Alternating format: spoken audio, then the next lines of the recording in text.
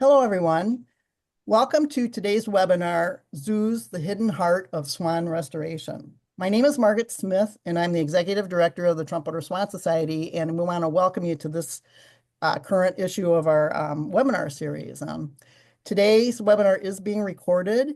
You as a participant are muted and your video is turned off.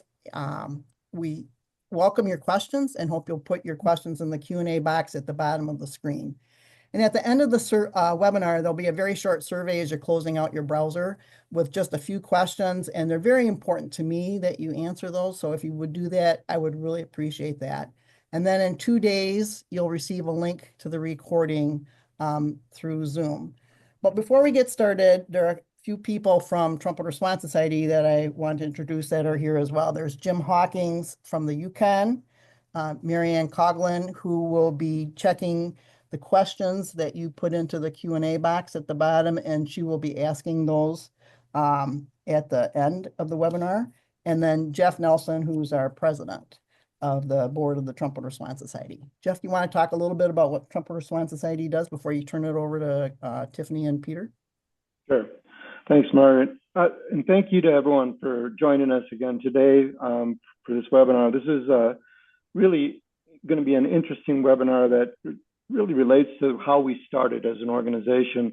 We're just a small organization, but we've been very effective over the years at restoring swans to their historic range. And a big part of that success has been our work with the zoos and the role zoos played along the way to restoring swans to across much of their range today. And some of those populations have now taken off and are doing very well. So rather than going through all the details of the other things we do, you can get a lot of that on our website. Just take a look at what we do. And we thank you again for your time. So I'll just introduce at this point Tiffany Mayo, who's been a member of our board and she comes from the Cleveland Metro Park Zoo, and she's going to work with Peter Pruitt and give the presentation today. So thanks for joining us. Tiffany? Thank you, Jeff. Like Margaret and Jeff said, we are going to be talking about zoos today and their role with trumpeter swan restoration and conservation. We have a lot to cover today, so it is going to be a pretty full webinar. We are going to start with a brief natural history and background of trumpeter swans. Then we're going to talk about some zoo restoration efforts, past and present. And then finally, we're going to wrap up with current zoo conservation work. So just a little background about myself. I've been a full-time animal keeper at Cleveland Metro Park Zoo for about 24 years. I am the Association of Zoos and Aquariums Trumpeter Swan Species Survival Plan Program Leader. That means that I help manage the zoo population of swans, and I help coordinate restoration efforts and education initiatives. I'm a past vice president and board member for the Trumpeter Swan Society and currently on the education committee. And I'm an active member of the American Association of Zookeepers and the AZA Waterfowl Taxon Advisory Group, which I'll talk a little bit more about later. So trumpeter swan natural history. They are the largest waterfowl in North America. They weigh up to 30 pounds and have a 7 to 8 foot wingspan. They're one of 3 swan species in North America. They sexually mature at 3 to 5 years of age and can live up to 30. They are monogamous or they mate for life. And I have in parentheses generally, because like any long-term relationship, there are ups and downs and maybe some drama, and that is no different in the swan world. They are a protected migratory species, so there's no hunting season. They are still listed as threatened in some states. And M64, this swan pictured here, is a swan that was at Cleveland Metro Park Zoo, and he has a pretty unique story, which we will touch on later. Here is just a picture of the 3 swans of North America. Up top, we have our biggest, again, the trumpeter swan with that black bill with the red border on the lower mandible, also known as the lipstick line. They are named trumpeter swans because of their vocalization. That sounds just like a trumpet. Then we have the smaller tundra swan. You can see the sloped bill is a little bit different shape than the trumpeter, and there is often a yellow marking on the lore or that part of the bill that's by the eye. Then we have our mute swan. That is the swan that you'll see with the orange and black bill with the black knob on top. Now, mute swans are considered invasive because they were introduced from the late 1800s from Europe, and they do share the same habitat as our native 2 species. Here is just a really great picture courtesy of Donna Lewis in Ontario, of the 3 species of swans altogether. Again, on the right, you have the trumpeter, the front, you have the tundra swan, and then in the back, you have the mute swan.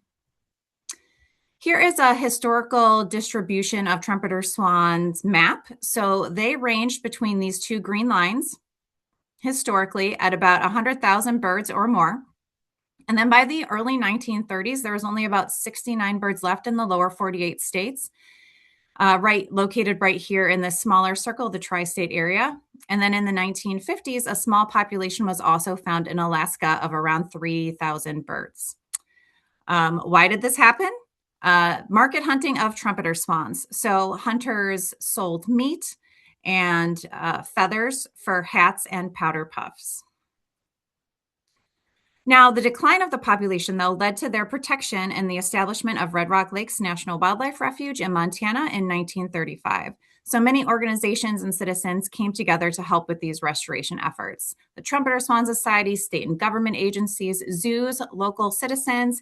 It was really a collaborative effort to save this iconic species. Now, restoration efforts with zoos really started when swans from Red Rock Lakes were brought to zoos in the 1960s to ensure species survival. But it didn't start there. I actually found some early records of swans in zoos dating back to 1895, and that is when 6 swans were brought to the Philadelphia Zoo from Idaho.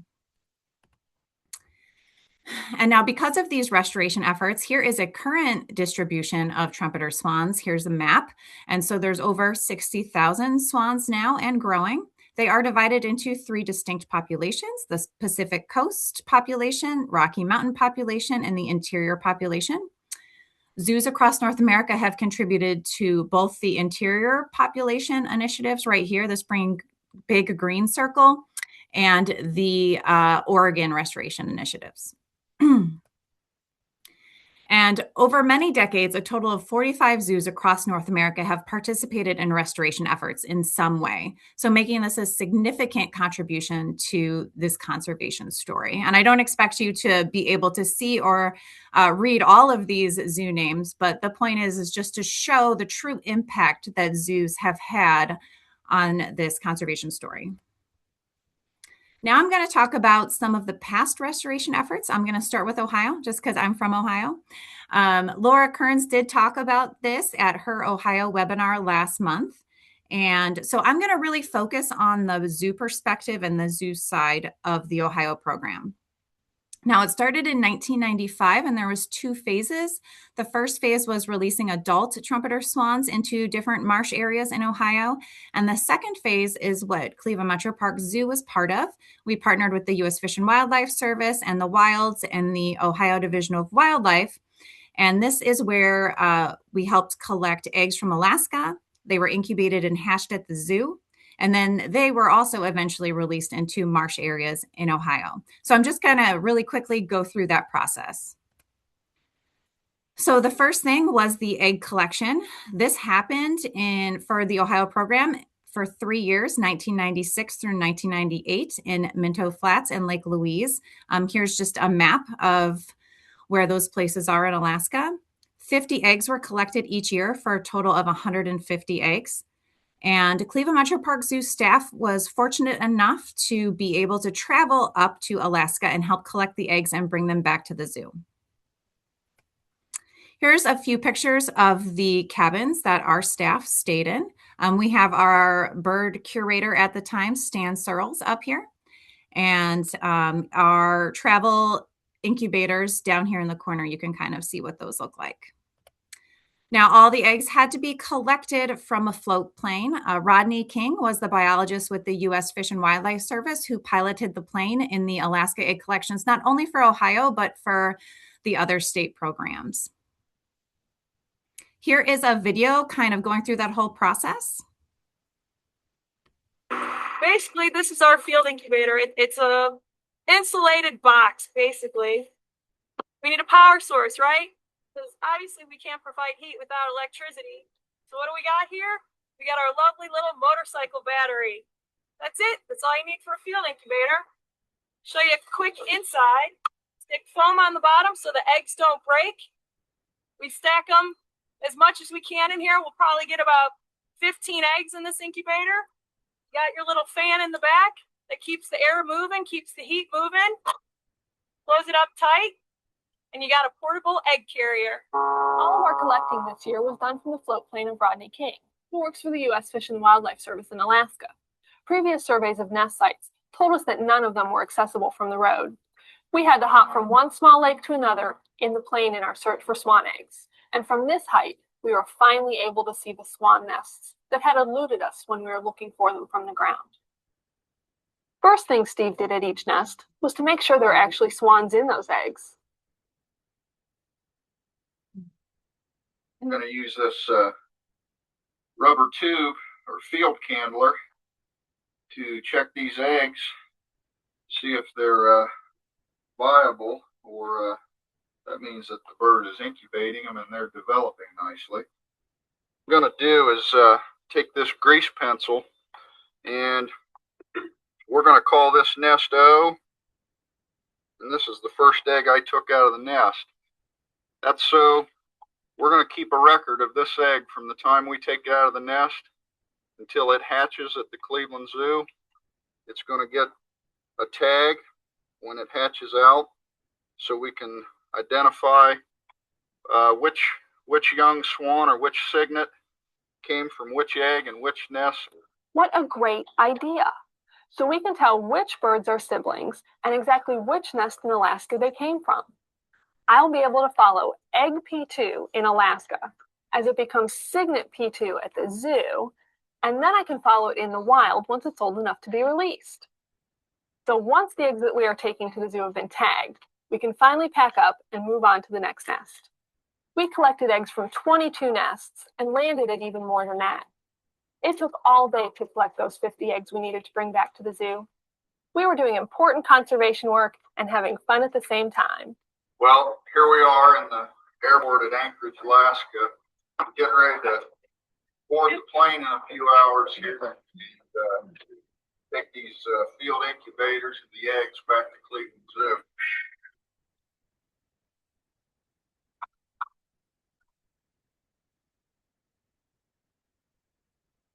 Okay. So I did want to mention a few things during those egg collections. So not all the eggs were taken out of the nest. So a few were taken out, but there was always eggs that were left for those wild parents to come back to. And again, it was great to have our staff to be able to be part of that. We had an educator who did the narrating and the filming, Christine Kornack, and then our bird keeper, Krista Kamichek as well was in that video, and Steve Berry from the Ohio Division of Wildlife. So as you saw at the end, they were getting ready to get those eggs back to Cleveland. So 4,000 miles on a plane back to Cleveland. The eggs went to a lot of these incubators in our bird building at the zoo at the time. And then we just waited for them to hatch. You can see in the top right corner some external pipping, egg getting ready to hatch, N5. And then at the bottom is a newly hatched cygnet. And you will see they are very wet when they hatch, and they are very tired from that process. So what we do after that is they get put in a brooder box, which is just a warm, cozy area where they can rest and dry. And then once they are ready, they are transferred to a bigger area. And this is just an example of where we had them inside with their decoy parent. And in order to move them places or just to do cleaning, they were all moved in laundry baskets, which I just thought was really cute. Here are just some pictures of them in our exhibit. So this is an exhibit where people can see them who are visiting the zoo. We can help tell the story. So it was great to have them visible and they weren't just behind the scenes. Here's an up close picture. Again, you can see how they're all banded in special bands. Again, we wanted to make sure we were tracking who came out of what nest, what egg, what cygnet, and then we'll track what bands they get once they're released. Here is just them in like that awkward adolescent phase at about 3 to 4 months old. And you can see they are really living in our front flamingo exhibit with the flamingos before they move to the soft release site. And so for those of you who don't know what a soft release site is, what it is a transition area where animals go before release, where they can acclimate to more wild conditions. There's less human interaction. And the reason why we do this is we want these animals, whether it's birds or some other species, to have the best chance of survival in the wild. So this is a really, really important part of the process. So when the cygnets, again, were 3 to 4 months old, they were all moved to the wilds, which is actually a 10,000 acre conservation park in southeastern Ohio that's managed by the Columbus Zoo. And so they stayed there until they were 2 years old, until they were released. Funding from our Zoological Society at Cleveland helped build the holding facility and the feed shed. And where they were at, there was 2 lakes on 40 acres that were fenced in to keep out predators. So again, just a safer transition area. So once they were ready to be released, they were released into different marsh areas in Ohio. You can see in this top picture, they are getting ready to be released. And, you know, again, a lot of community involvement. The community was invited out to see them get released, to see the excitement of this species who had been extirpated from Ohio coming back. I mentioned before, M64 has a pretty unique story. So he was one of the eggs collected in Alaska. His nest was actually in that video. He came from that nest P. He was actually egg P3. So he was hatched at the zoo in 1997, and he was released in 1999. Now, he was recaptured in 2000 from an injury. He was re-released in 2000, the same year. And then he was recaptured in 2001, was deemed unreleasable. So he spent some time back at the wilds. And then he came to the zoo in 2007 and was there till 2021, where he passed away when he was 23 years old. Now, the really unique thing about Mickey here, M64, is so not only did he get released in Ohio, and he was part of that program, when he came to the zoo, he was able to be an ambassador for his species. He was paired with a female. They had cygnets that were released into not only Ohio, but Iowa. So he really was the true ambassador for his species. Something interesting, his x-ray, when he came to the zoo, we found some shot pellets lodged in his leg, some metal pellets. So again, one of the problems with trumpeter swans is illegal shooting. So somebody obviously took a shot at him, and that is why he was no longer able to live in the wild. So in 2022, the Ohio Division of Wildlife did a survey, and it was estimated that there was now 863 trumpeter swans in Ohio. So to me, this is crazy. Like almost 25 years later, that's not that much time. And we went from 0 swans in Ohio to over 800. That's amazing. And this is just a map of the different counties that swans are in, and the darker ones have a higher percentage of swans in them.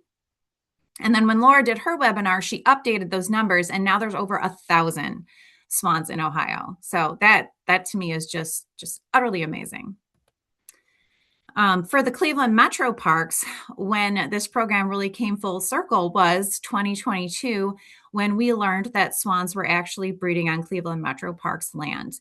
Now, Cleveland Metro Parks is a park system in Northeast Ohio, and the zoo is part of that park system. And not only do we provide recreation opportunities, we also provide pristine land for certain species of animals, like trumpeter swans.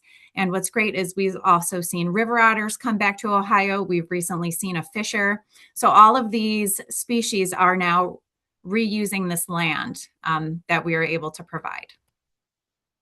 And then the culmination of the Ohio program was May 2024. We were able to attend a delisting celebration of trumpeter swans from threatened in Ohio at the Governor's Bird Ohio Day event.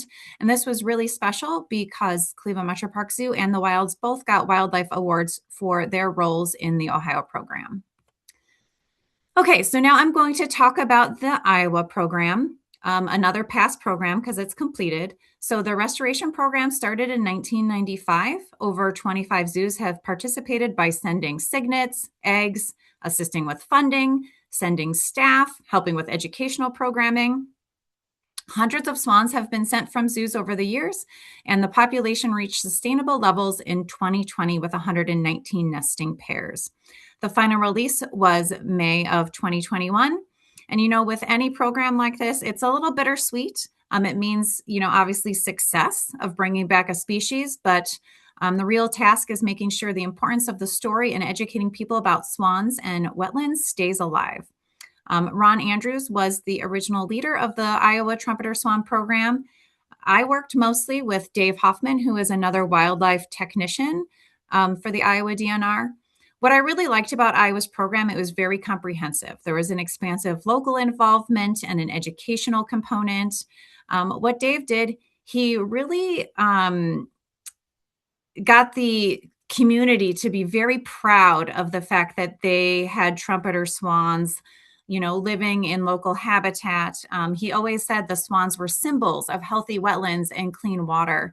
And that really resonated with me. I feel like it resonates with people because you're not only, providing this habitat for swans, you're providing clean water for people. You're providing this wonderful habitat in this environment for your children, for your grandchildren to enjoy. So I use this quote a lot from Dave. The Iowa program included housing swans at a wintering or a soft release site, like we talked about for Ohio. And then they were released the following spring, and they were released in different sites in Iowa. And I just have some pictures of the Iowa program. These are some zoo folks before our swans were released. I know swans kind of get a bad rap about being aggressive, but when you actually have them in hand, they're very calm and docile. So we were able to hold them before we release them. This is just a great picture of the community involvement. So you can see the buses in the background, hundreds of school children able to attend these releases. I mean, it was an event. Here's just a picture of the swans after they were released. Now, in 2019, we were able to help expand the Iowa education efforts with the releases, with school visits for kids not able to attend the releases. So Dave Hoffman was able to coordinate this with Travis Paul from the Adams County Conservation Board. And zoo folks were able to come to the zoo with Dave. We were able to talk about our role in conservation and what we do with raising cygnets. Dave actually brought a swan to the school for kids to get up close and personal with. And then Kansas City Zoo actually brought an entire van of activities that we set up. All the different zoo staff was able to man the tables, and kids were able to interact with different activities. They got to build a swan nest. They got to wear wings and be a swan. It was really great to add that to the program. Okay, so now we're going to move to current restoration opportunities. We're going to talk about the Oregon Restoration Program. The Oregon program began in 2009 at the Summer Lake Wildlife Area. The goal is 15 breeding pairs in Oregon. Zoo participation did halt after a while due to a lack of a soft release or wintering site for cygnets. In 2024, there was a first release utilizing Zoo Idaho as that soft release site. So luckily, I was able to connect with Peter Pruitt, the manager at Zoo Idaho in 2022, after realizing that we really needed to have a soft release site for this program, and we were able to work together to create that opportunity at Zoo Idaho.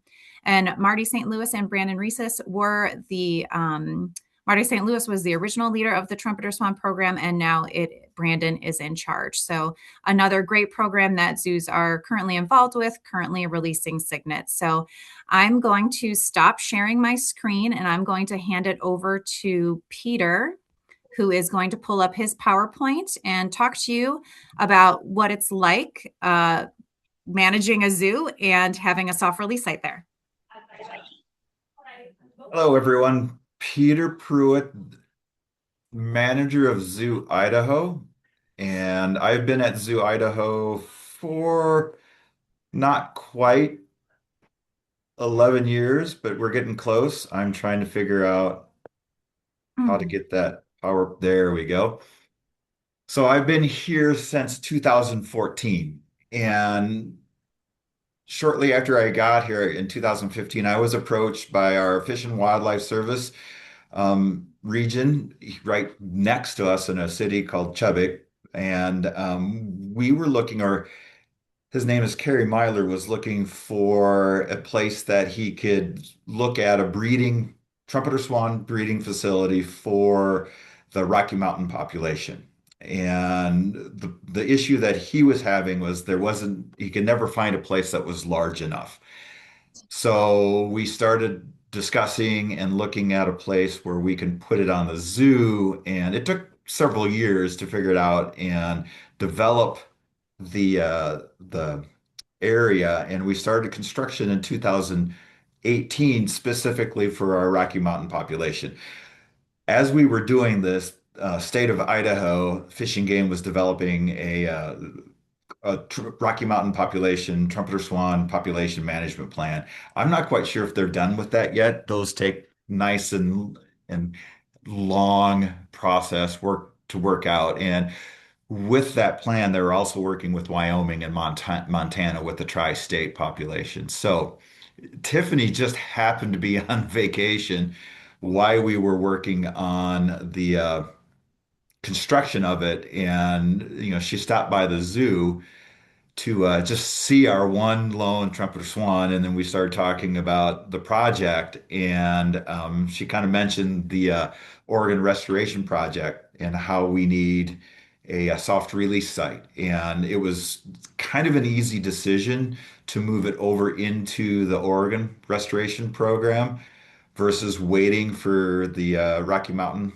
Population Management Plan to come out. And since we were doing this off of a grant, we had to work with Fish and Wildlife Services to make sure we can shift it into the Oregon project. And there was absolutely no problem with us moving over into the Oregon project. And it's not quite as simple as digging a hole or bringing in dirt to develop a wetlands. The area that we picked is actually up on our upper level. The zoo is divided into two sections, a lower section and an upper section, basically because Pocatello is around a basalt lava bench from thousands of years ago. And so our upper level is sitting on top of a basalt bench, and it's unbelievably hard to build anything on basalt. It's just, trying to break through the rock is extremely tough, and getting utilities into anywhere with on top of a bench was difficult. And so deciding to bring in the wetlands up on that upper level was just an easy decision. We had a bison elk pronghorn exhibit that we removed simply because for me on the management side of it, it was unbelievably difficult to manage the herds on this area because we didn't have really any good shade, any way to safely shift the animals on and off exhibit. And when you're out trying to feed and maintain an exhibit when you have especially elk and bison who go through rut, it's not the safest for our staff. So we decided to make the wetlands on that location. And we were lucky that we were able to use the natural topography of that area and not have to dig anything out. We brought in over 150,000 yards of clay soil, which of course we did a compaction test on, and spent several months just compacting and designing the wetland in this depressed area. And if you can see the natural contour shape down here on the bottom, we had to build a dike on the north side, which is the largest dike that we built. And down on the south side, it was just a natural gap between two sections of basalt where we were able to put in a smaller dike as well. And on that south side, we've got a sluice gate so we can drain the wetlands and refill based on need. We fill the wetlands via a 2-inch irrigation line, and that really we only really use that to kind of maintain an appropriate water level, we do let a portion of that water to evaporate off to kind of mimic a natural water cycle of a wetlands and kind of manage it as closely to a natural wetlands as possible. And as we were building this, I had no idea how to build a wetland. We had minimal support in a sense because Fish and Wildlife Services were quite busy elsewhere. We were lucky enough, we have a company up in the Victor Driggs area along the Idaho, Wyoming border that specialize in wetland restoration. They were extremely busy as well, so they would swing by every now and then and help and offer advice. And probably the hardest part with this whole project has been the vegetation, and we're still trying to figure out how to get more vegetation in place. And one of the things that we did is we had, I think it was like 3,600 plugs that of wetland plants that we put in. And that was really hard to do. One, you had to have a massive volunteer group to put them in, and quality control was really hard to monitor. Not everyone was keen to be standing in mud and muck planting plugs, and so they didn't necessarily get them in place as well as they should.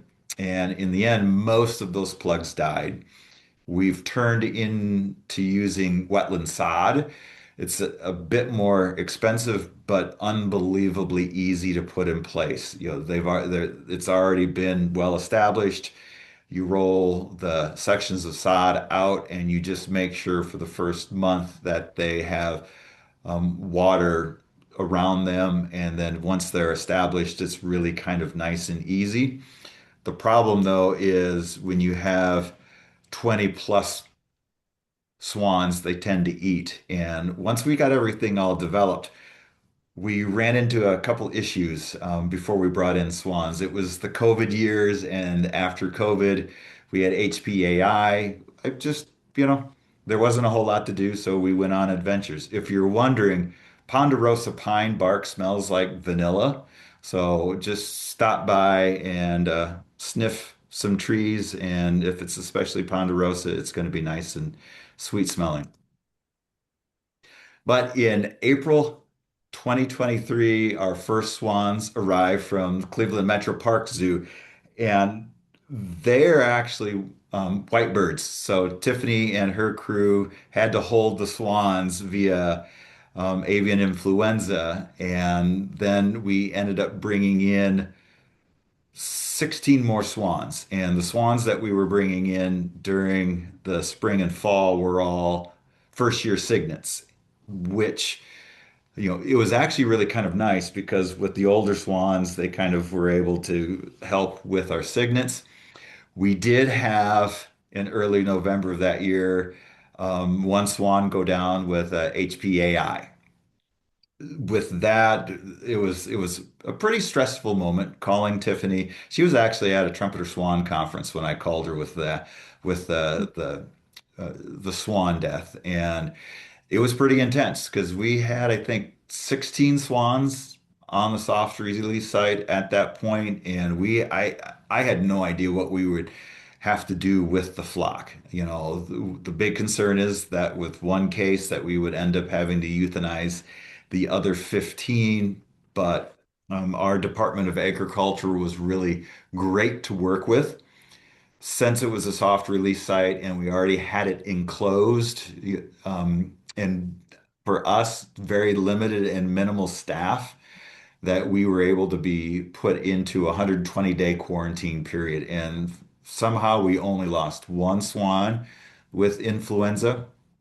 And at the end of February, we tried to rush as quickly as we can to bring in the remaining swans. And the swans come in to the Salt Lake City airport because that's the best direct flight and largest cargo facility. Pocatello does have an airport, but they don't have planes that can carry kennels as large as we need for trumpeter swans. And I think I spent a couple weeks just driving, I think 2 to 3 times a week. I was going down to the Salt Lake 2.5 hours one direction to pick up the swans. And we got them in and having a couple months for them with in our soft release site was really fantastic. And were able to move to our first roundup. And this is at the end of June because we're trying to catch them in the middle of their molt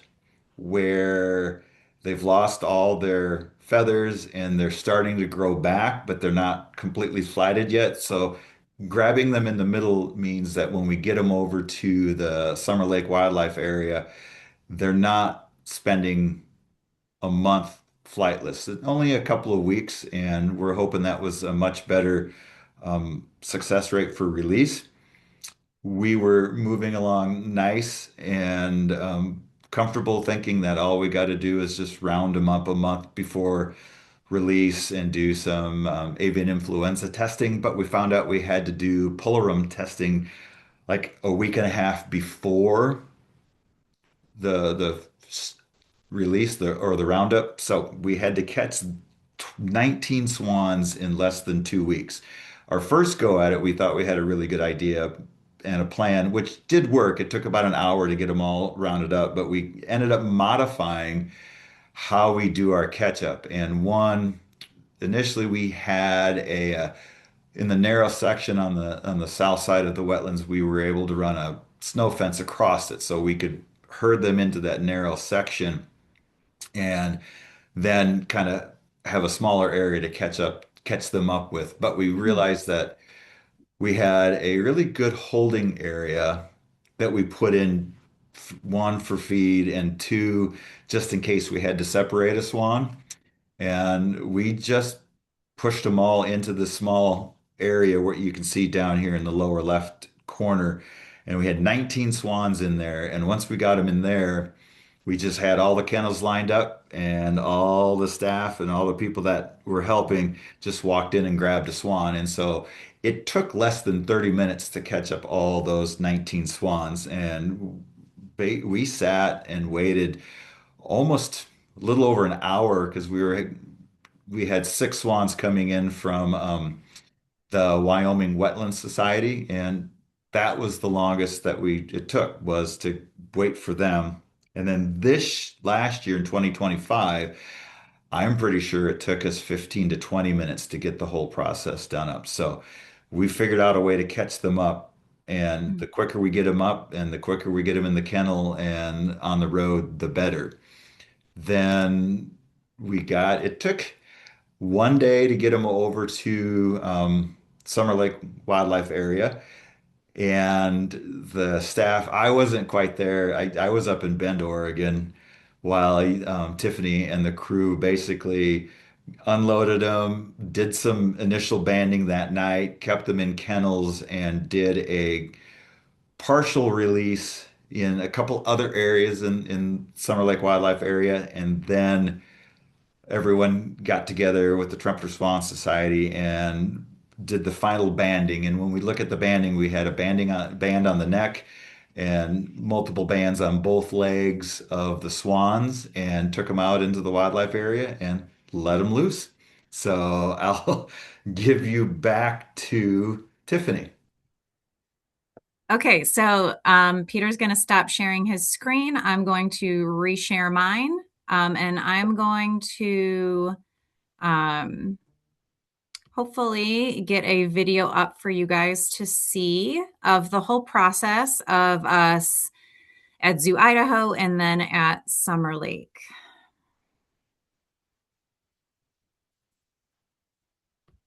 Okay. So we're going to play this. There's no sound, so Peter and I are going to make comments throughout it just to kind of let you know what's going on. But this is basically a video showing the process of a swan release.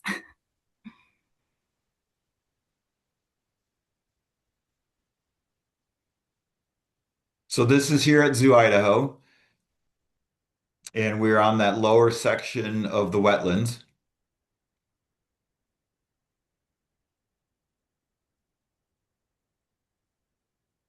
And just a, repeat of what a soft release site, why it's important.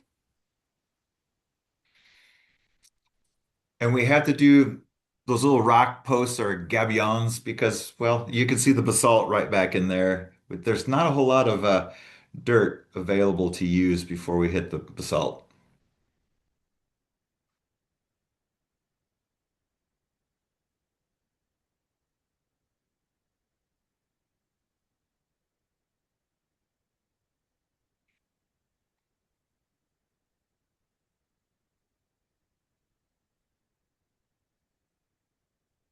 So again, this has been quite the process. It starts very early on one day and it basically is 2 full days. Yeah, you don't stop. So you can see just a wall of humans just moving the trumpeters right into that little holding area. And I mean, it worked fantastic. Just one at a time, grabbing the swans, putting them in the kennels, and loading them up on the back of a truck. And so It is. here's here's all the swans on the flatbed truck that Marty and Brandon were driving. The zoo folks were driving behind it, so we were able to get a video. So we drove to Summer Lake. We got there later that night because, again, it was an 8.5-hour drive. So once we arrived, the swans needed to be processed, and this involved banding and sexing the swans. They did have 2 different leg bands, like Peter said, metal U.S. Fish and Wildlife, and then an Oregon leg band. There's Peter and myself with a swan getting its neck band. This is a great picture. You can see the feathers that are coming back in, and you can see they're almost ready. And then this is just showing, different swans getting all their tags, Logan and Kelly, and some more zoo folks helping out. So after processing, so that night, we put them back in their kennels. They all got some misting because it was pretty warm that day. So we misted everybody. And then they actually settled in for the night. So to be released the next morning. So that was a very long day. So the next morning was release day. This is just showing you what Summer Lake looks like. It's in Central Oregon. And we had a lot of help getting all the kennels set up for release. We released at a couple different spots on the Summer Lake Wildlife area.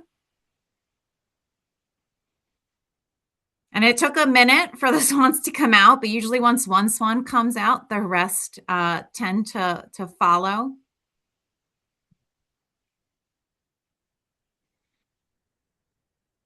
And they usually stretch their wings. They usually take a drink, maybe take a bath. So here's all the swans coming out. And you can just look at this habitat. I mean, it is absolutely amazing.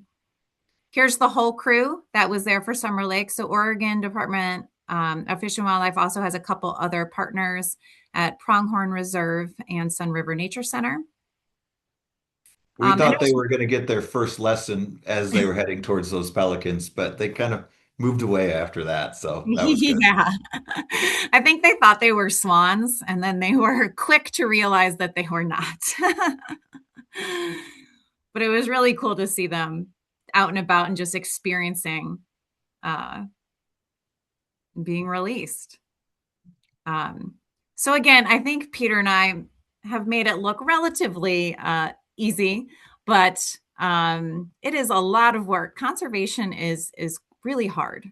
And I think we're both grateful that we are able to be part of the Oregon program, but we're always very happy when we see those swans released because we're like, okay, we did it. The job is done. Peter, do you see my PowerPoint? Yes. Okay, great. All right, so we're gonna move on. So again, the trumpeter swans story in general is considered a success. Swan populations, though, are still susceptible to threats such as lead poisoning, power line collisions, habitat loss, and illegal shooting. And there's also certain small populations that still need help, like Oregon. So that brings me into our next topic of current conservation and why that's so important. So because there are still threats, we want to make sure we are doing our best at educating the public about trumpeter swans, about wetlands, what they can do to help. So now I'm just going to talk a little bit about current conservation work. And again, a little bit about my role as the Trumpeter Swan SSP program leader. Just to reiterate, I help manage and maintain a sustainable, genetically diverse population of swans within AZA zoos. But I also support, facilitate, and promote trumpeter, swan, and wetland conservation initiatives. So we're coordinating restoration efforts, fundraisers, media, field work, creating educational resources, things like that. I sort of consider myself a cheerleader for the species. There's a lot of key players in the SSP. It's not just zoos. We work with private aviculturists. Sometimes we're able to get birds from them. They often have a ton of knowledge.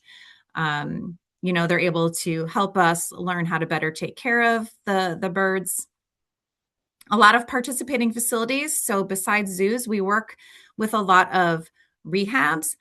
So swans that are injured and considered non-releasable, or maybe they've become too habituated to people and are considered non-releasable.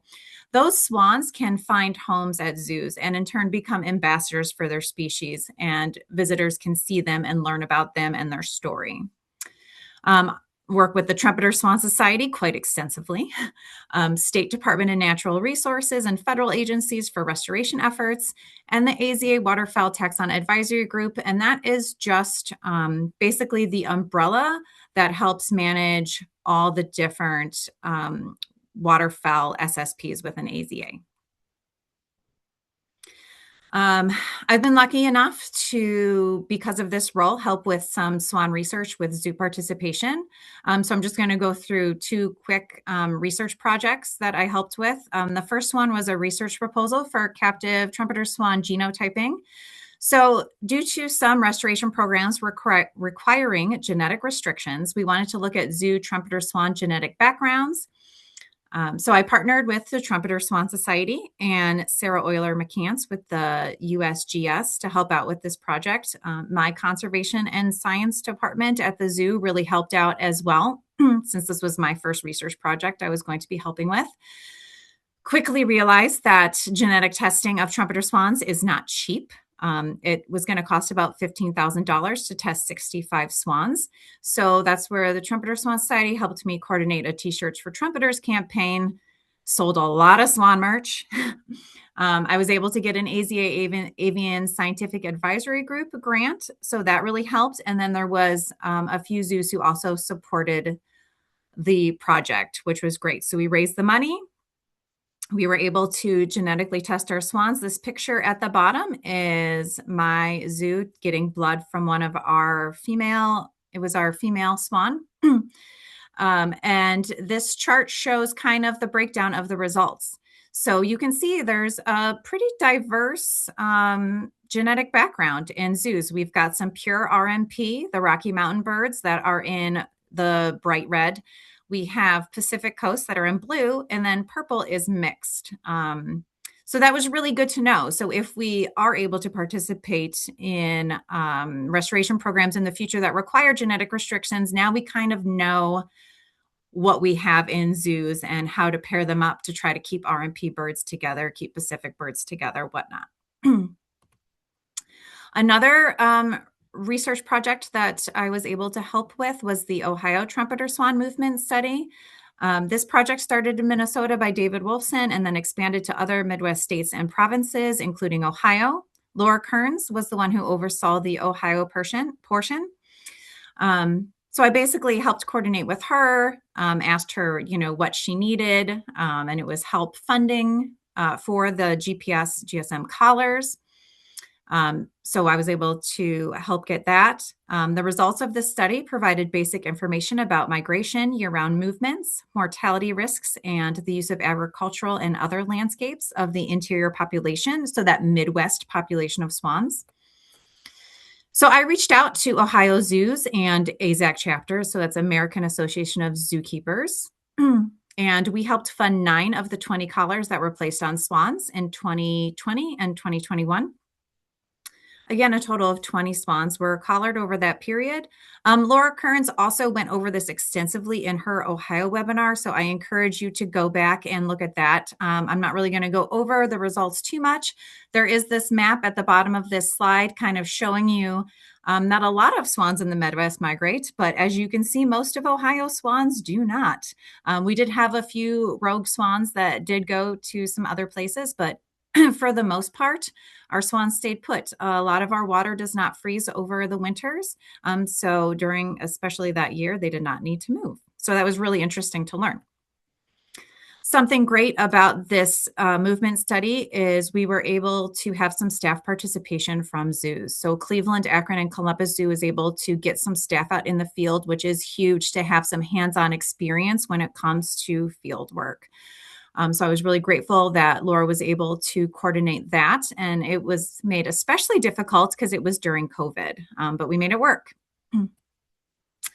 So now I'm just going to spend a few minutes talking about trumpeting zoo conservation work, or how zoos promote and facilitate conservation. And that is through written articles, social media and press releases, fundraisers, conservation talks, creating educational resources and outreach opportunities. All these things encompass this current conservation work. The first thing I did when I became SSP program leader is I reached out to Margaret Smith, from the director of the Trumpeterswansociety, and I was like, I really want to write an article with you talking about how zoos have been involved in restoration. And she was like, yes, great, let's do it. And so her and myself and Carol Hesch from the Memphis Zoo wrote this really nice article back in 2016. And that's kind of how things started when it came to current promotion of trumpeter swan conservation. My zoo, Cleveland Metro Park Zoo, jumped on board. Our Cleveland Zoological Society sort of used the trumpeter swan as their poster child for one of their fundraising campaigns. They were able to send out 15,000 mailings to households to promote our annual fund, while promoting zoo conservation work at the same time. So it was really great to see swans being represented in that way. Now, media. Zoos have a very large media presence, whether it's social media, press releases. We have a huge visitor base. So from an outreach perspective, we can make a huge impact. So just to throw some numbers out there, Cleveland Metro Park Zoo, for example, has over 1 million visitors annually, 258,000 followers on Facebook. Almost 65,000 followers on Instagram. And then another example is Maryland Zoo. We're talking 500,000 visitors annually, another 258,000 followers on Facebook, and nearly 100,000 followers on Instagram. That is huge when you're trying to promote conservation stories, trying to promote things like this. So it's really great that we're able to do that. Cleveland Metro Park Zoo specifically does actually quite a bit to promote and facilitate trumpeter swan conservation. We now have swan boats, and they were originally mute swans, and we actually had our Metro Parks graphics department paint them as trumpeter swans. And if you can see this picture at the bottom, they even have a lipstick line. How cool is that? In our gift shop, we have a ton of swan swag. We have the activity books, which I'll talk about in a second. And we have swan plushies. Now, our zoo is able to work with Wild Republic and actually custom make these swan plush that are now available at a lot of different zoos on the Trumpeter Swan Society website and on the Wild Republic website. So that is great. We really needed a big trumpeter swan plush, and there wasn't one before that. Our zoo has a conservation carousel where we represent trumpeter swans on that. And we also have 2 pairs of trumpeter swans. I've mentioned the American Association of Zookeepers already. So basically, this is the American Association of Zookeepers is comprised of local chapters of zoo professionals and volunteers who raise money for conservation in their off time. That's one of the main things we do. So it's really great to be part of the greater Cleveland chapter, and they have helped me coordinate many events. And just our chapter has raised over $10,000 for swan conservation. So this is just one event that my chapter helped me coordinate. It was like a wine and canvas event where we were able to paint trumpeter swans with the Cleveland background and raise money for the Trumpeter Swan Society. The Akron Zoo AZAC chapter actually did a really great Sipping for Swans event at a winery where they raised money for the GPS collars that I talked about earlier for that research study. Our zoo hosts events like Party for the Planet for Earth Day, and we had a table there where kids could make swan hats next to our trumpeter swan exhibit. And in this picture, they're coloring light switch covers to remind them to turn off the lights when they leave a room. And then obviously fundraising, you can't do it unless you can help raise money, right? So we've had a lot of help from different designers and graphics teams that have helped us along the way. Peppermint Narwhal Creative has made countless designs that have helped us raise money for conservation. Game Day Sportswear has been great. They have helped us with our gift shop on our website. And then we've had individual people that have added their designs as well. So that has made a huge difference in being able to fundraise. Finally, I'm just going to wrap things up by talking about our zoo education initiatives. We created these activity books, the Trumpeter Swan Society and Kansas City Zoo and myself and Peppermint Narwhal helped put these books together. Margaret really felt that we needed some more youth resources on the website. These books are great. They were designed to meet next generation science standards. They've got really great QR codes that go to videos and more information. K through 2 focuses on general basic information, the 3 through 5th grade, STEM careers. Just a really great resource to have. They're available to download on the Trumpeter Swan Society website. These are just a few of the pages in K through 2, a few of the pages in 3 through 5. This is tracking a swan. There are answer keys also on the Trumpeter Swan Society website, so you can kind of see how the activity ends up. And then finally, Ohio is working on a trumpeter swan education project right now. So my Cleveland Zoological Society had a donor interested in swan conservation. I was able, with the help of my conservation and science department, to write an educational proposal. We were awarded $10,000, and we were able to create 6 educational kits with the help of those activity books. They were sort of the base for our project. We were able to distribute those kits to different nature centers in Ohio and different zoos in Ohio. And more to come on this. I'll be doing a bigger presentation at the Trumpeter Swan Society conference in July. But this has been the initial feedback so far from the first pilot season has been overwhelmingly positive, and it's been a great way to really get that trumpeter swan story out to Ohioans. I know that was so much. And I appreciate you all very, very much for listening to how zoos have been part of this story. Thank you so much. I think we have time for a couple questions. If not, feel free to email Margaret at the end with the survey. Make sure we have your email and we can answer any questions that we were not able to get to. Great. Thank you, Tiffany. And if you could just advance to the next slide, that'd be fabulous. Thank you. So thank you, Tiffany and Peter. I know I learned a lot, and it was a lot of fun working with Tiffany and Peter on this and actually being part of those restoration efforts as well. Mary Ann, have any questions come in? Yes, Margaret. Tiffany, we do have several questions, so I don't know if we'll be able to get to them all today. But the first one is actually a very zoo-related one. Do you breed your zoo captives? Also, how do you prevent imprinting? Oh, those are both very good questions. Yes, we do have breeding pairs of trumpeter swans in several different zoos. And so what I'll do is I'll see how many we are able to have each season. I will contact the Oregon Department of Fish and Wildlife, see what we were able to provide to them, see what zoos maybe need a swan if one has passed away, or if a new zoo would like to house trumpeter swans at their zoo. So each year it's a little bit different. And when we know that these cygnets are going to be part of a release program, we are very specific with instructions. We make sure that we try to have them parent reared, number one. So we want to make sure they learn from their parents. We try to stay as hands off as possible as much as we can.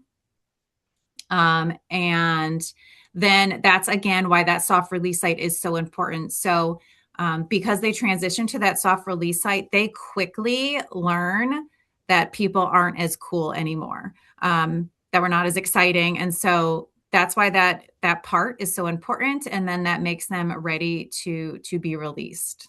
But that was a great question.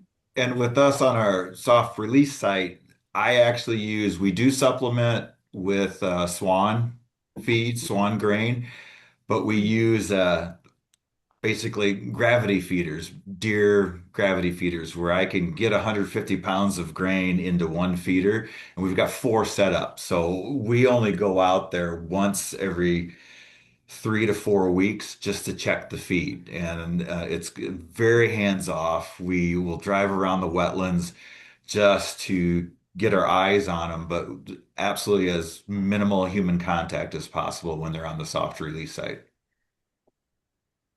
Thank you. And then we have another one that is specific to Summer Lake. Will the Summer Lake flock learn to migrate? And if they have, where are they going? I'll answer that one.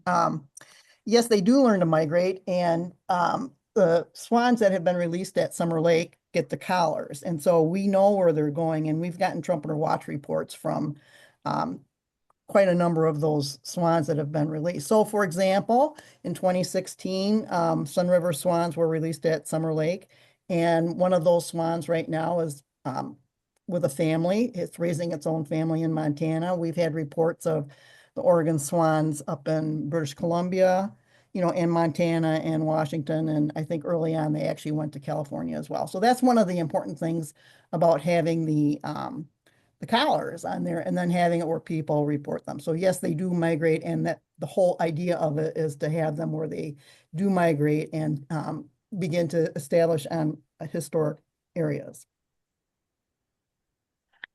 We've also had a few questions from people who are commenting and asking questions about swans that they're observing. So I'm going to read one of those questions and then for the panel to answer. And then Margaret, perhaps you could also tell people who are observing swans about our trumpeter watch, where they can report that activity. So the question is I see a number of trumpeter swans with yellow on the bill. Is this normal or just something that is happening in our area, which is Yankton, South Dakota? Oh, those would be tundra swans. So and that's where Tiffany had explained early on where she showed the profiles of the swans and where the yellow markings are, and tundra swans do migrate down in the winter and they return back up to the Arctic in the spring. And so South Dakota does have tundra swans coming through, and they don't really have very many trumpeter swans at all in most of the areas. So what that person is probably seeing are tundra swans. Thank you. And how can people who are seeing swans report them to the Trumpeter Swan Society? Okay, I'll answer that again. So if you go to our website, trumpeterswansociety.org, actually on the home page, you can go down towards the bottom. There's Report a Swan. It's one of the little feature boxes. You can just click on that. I'll take you right to our easy fill-in trumpeter watch form. You just fill that in and you'll know you're successful because you'll get a web page thank you for doing that. And then I receive that, and then I send that report to whoever that team member is from the state or province for that swan. So it's pretty easy. And if you, it's on our home page, but you also go under what we do, and then there's Trumpeter Watch. You just go to there and just go to the Report a Swan page, and that's it. Well, thank you. We do have several other questions, and thank everyone who has contributed them. As Margaret said, if you, we will be able to get back to everyone individually. If you could please, well, actually, the person who said that is saying that they definitely are trumpeter swans with yellow, and he has a lot of pictures. So maybe if that person could send in the pictures through Trumpeter Watch, that would be helpful to get to the bottom of Sure. what is being seen. Right. And there are a few rare instances of trumpeter swans with yellow markings, just as there are some instances of tundra swans without any markings at all. So yeah, if he or she has pictures, yeah, send them in, and then we can take a look at them. And I know that we do have more questions. I don't think that we'll have time to answer those. So again, if you respond to the survey and provide your email, then we will be able to respond to you directly and otherwise answer the question. I think that if you stay here, I think some of the questions are actually being answered in the chat as well. So Margaret, do you want to take it from here? Sure. Okay. Well, I really appreciate everyone coming. It's been a lot of fun sharing what I consider sort of one of the unsung heroes of swan restoration, which is the zoo story. I really appreciate you, staying along for this. And we do have a brief survey as your browser closes, and I do look at that. And if you are not receiving our e-news and want to get on there, one of the questions is, to let me know what your email is, and I can do that. And then you will receive a link to the recording in 2 days. And I'm actually going to have a couple other links on there as well. There'll be a link to that swan video for the Oregon Restoration Project, which has the music on there. So you'll be able to hear it. It has the greatest show music in the background. And I'll also send you a link to Laura Kern's Ohio webinar that we just had last month. So with that, I want to say thank you so much, and thank you to Tiffany and Peter for being part of this, and for our other panelists. And hopefully we'll see you again next time. So thank you.